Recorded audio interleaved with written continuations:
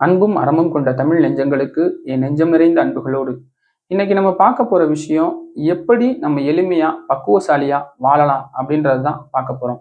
போன வீடியோல அனுபவம்னா என்ன, பக்குவம்னா என்ன அப்படின்றத பார்த்தோம். நம்ம ஒரு செயலை செஞ்சு அதுல இருந்து இன்பத்தையும் துன்பத்தையும் நம்ம அனுபவிக்கிறோம் பார்த்தீங்களா, அதை தான் அனுபவம் அப்படின்னு பார்த்தோம். அதுக்கப்புறம் அந்த இன்பத்துல இருந்தும் துன்பத்துல இருந்தும் நம்ம எதை கத்துக்கிட்டோம், எதை செஞ்சா நம்ம இனி சிறப்பா வாழலாம், எதெல்லாம் தவிர்த்துக்கிட்டா நம்மளுக்கு துன்பங்கள்லாம் வராது அப்படின்னு சிந்திச்சு செயல்படக்கூடிய ஒரு செயல்பாடை தான் நம்ம பக்குவம் அப்படின்னு பார்த்தோம். அப்ப ஒரு மனிதர் என்னதான் அனுபவசாலியா இருந்தாலும் அவர் பக்குவசாலியா இருக்கல அப்படின்னா அவர் வாழ்க்கையில பல விஷயங்கள்ல மேம்படுறது சிரமம்தான் அப்படின்றத அவங்களுக்கு தெளிவாகவே சொல்லியிருந்தேன். இப்போ இந்த வீடியோல நான் உங்களுக்கு எப்படி எளிமையா நம்ம பக்குவசாலியா வாழலாம் அப்படின்றது தான் சொல்ல போறேன். இந்த வீடியோ பார்க்கக்கூடிய பலரும் இன்னைக்கு சிந்திச்சு செயல்படக்கூடிய வயதுல தான் இருப்பீங்க. நம்ம கண்ணு முன்னாடி இன்னைக்கு ஒரு தீய பார்க்குறோம். அந்த தீ பக்கத்துல போனா அந்த தீ நம்மளை சுற்றும் அப்படின்றது நம்மளுக்கு நல்லாவே தெரியும். அதே மாதிரிதாங்க இன்னைக்கு நம்மளை சுத்தி எவ்வளவோ தீமையான விஷயங்கள், நமக்கு துன்பம் தரக்கூடிய விஷயங்கள்லாம் இருந்தும், உதாரணத்துக்கு இந்த போதை பழக்க வழக்கங்கள், மது அருந்துறது, மற்ற விஷயங்கள், அப்புறம் விபச்சாரம் செய்யக்கூடிய விஷயங்கள், அதுக்கப்புறம் இந்த சூதாட்ட பழக்க வழக்கங்கள், இந்த மாதிரியான தீமைகள்லாம் நம்ம கண்ணு முன்னாடி எவ்வளோ விஷயங்கள் இருக்கு. இதெல்லாம் நம்மளுக்கு துன்பத்தை தான் தரும், துயரத்தை தான் தரும் அப்படின்றதெல்லாம் தெரிஞ்சு ஒரு அற்ப சுகத்துக்காக இந்த மாதிரியான தவறுகளை செஞ்சு அதுல இருந்து நிறைய துன்பங்களை அனுபவிச்சு இதுல சில பேர் மட்டும் பக்குவசாலியா வாழ்றாங்க. நிறைய பேர் அந்த விஷயத்திலேயே அனுபவசாலியா இருந்து பல விஷயங்கள்ல அசிங்கப்பட்டு தாங்க வாழ்ந்துகிட்டு இருக்காங்க. இப்ப ஒரு சிறுவர்களா இருக்காங்க, இல்ல மாணவர்களா இருக்காங்க. இவங்க தப்பு செஞ்சு வளர்றாங்க, கொள்றாங்க, ஒரு அனுபவப்பட்டு அதுக்கப்புறம் பக்குவசாலியா ஆகுறாங்க அப்படின்னா பரவாயில்ல. எதனால நான் இதை சொல்றேன் அப்படின்னா, ஏன் அப்படின்னா இவங்க இப்படி இருப்பாங்க அப்படின்னா, அவங்களுடைய தாய் தகப்பன் போதிய அளவுக்கு ஒரு பகுத்தறிவு இருக்காது, கல்வி அறிவு இருக்காது. அவங்க தந்தை ரொம்ப குறிப்பா போதை பழக்க வழக்கங்கள், இந்த சூதாட்ட பழக்க வழக்கங்கள், இந்த மாதிரியான விஷயங்களுக்கு அவர் உட்பட்டு இருப்பாரு. அதுக்கப்புறம் அவங்கள சுற்றி இருக்கிற சூழலையும் அவங்க சரியா கட்டமைச்சு வாழ தெரியாம இருப்பாங்க.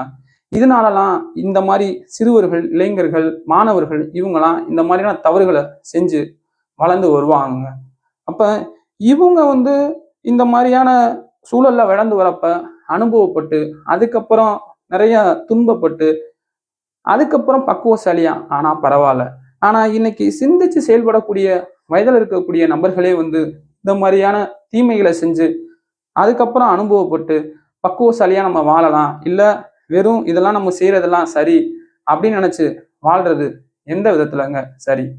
ஒரு இன்பமான விஷயமா இருக்கட்டும், துன்பமான விஷயமா இருக்கட்டும், ரெண்டையுமே நம்ம அனுபவிச்சுதான் பக்குவசாலியா வாழணும் அப்படின்னு நினைச்சோம் அப்படின்னா அதுக்கு நிறைய காலங்கள், நேரங்கள் இதெல்லாம் உங்களுக்கு வீண் விரயமா தான் ஆகும்.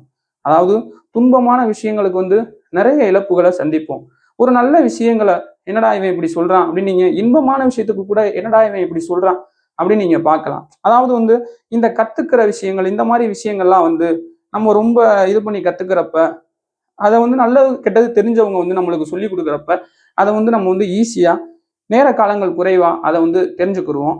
இதை தான் நான் உதாரணத்துக்கு சொல்ல விரும்புகிறேன்.